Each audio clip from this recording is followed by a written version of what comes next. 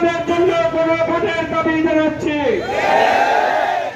আজকে আমরা দেখতে পাচ্ছি জামাত ইসলামী বাংলাদেশের পক্ষে যে গণভোট তৈরি হয়েছে।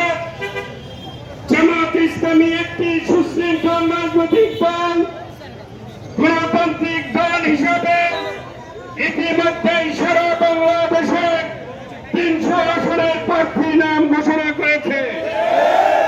এর দ্বারাই প্রমাণ হয় আগামী মাসে যদি আগামী 15 দিনের মধ্যে যদি জাতীয় সংসদ নির্বাচন দেওয়া হয়, জামাত ইসলামী নির্বাচনের জন্য প্রস্তুত। জামাতের এই সাফল্য, জামাতের এই রাজনৈতিক দূরদর্শিতা অনেকেই সহ্য করতে পারছে না। আপনারা দেখেছেন গতকালকে একটি জাতীয় প্রচার মাধ্যমে একজন বিশ্ববিদ্যালয়ের শিক্ষিকা আমার নামে মিথ্যা প্রপাগান্ডা ছড়িয়েছে। আমি যে বক্তব্য দেই নাই সেই বক্তব্যকে মিথ্যা বলে জাতীয় সম্প্রচার মাধ্যম গাজী টিভিতে প্রচার করেছে। আমি এই প্রচারের তীব্র নিন্দা জানিয়ে অনতি বিলম্বে তাকে এই বক্তব্য প্রত্যাহারের আহ্বান জানাচ্ছি। আজকে সিরাজগঞ্জবাসী এর তীব্র নিন্দা এবং প্রতিবাদ জানাচ্ছে। আমরা বলতে চাই, যদি এই বক্তব্য প্রত্যাহার না করা হয়, আমি ব্যক্তিগতভাবে আইনের শরণাপন্ন হতে বাধ্য হব। কাজেই আমি আহ্বান করব, আমার বিরুদ্ধে এই ধরনের মিথ্যা প্রচার থেকে বিরত থাকেন।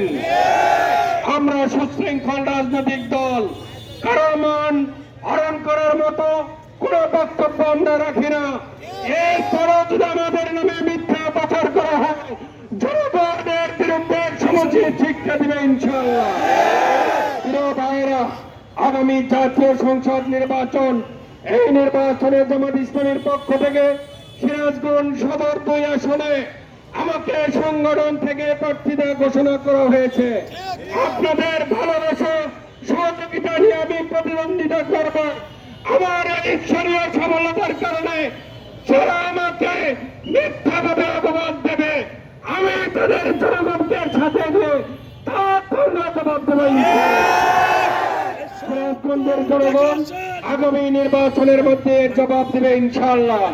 প্রিয় ভাইরা, জাতীয় সংসদ নির্বাচন, জুলাই সনদের বাস্তবায়ন এবং 5 দফা দাবি আদায়ের লক্ষ্যে জামাত ইসলামী বাংলাদেশের পক্ষ থেকে যখন যে কর্মসূচি দেওয়া হয়, আপনারা সেই কর্মসূচিতে স্বতঃস্ফূর্তভাবে অংশগ্রহণ করে বর্তমান অন্তর্বর্তীকালীন সরকারকে বুঝিয়ে দেবেন জামাত ইসলামীর এই দাবি যৌক্তিক দাবি, অতএব এটা বাস্তবায়ন করতে হবে। আজকের এই সমাবেশে আপনারা যারা অংশগ্রহণ করেছেন, আমি তাদেরকে আন্তরিক ধন্যবাদ এবং মোবারকবাদ জানাচ্ছি। আপনাদের এই স্লোগান যেন বঙ্গভবনে তত্ত্বাবধায়ক অন্তর্বর্তীকালীন সরকারের কর্ণকুহরে পৌঁছে যায়, তারা যেন এই দাবি বাস্তবায়ন করতে বাধ্য হয়।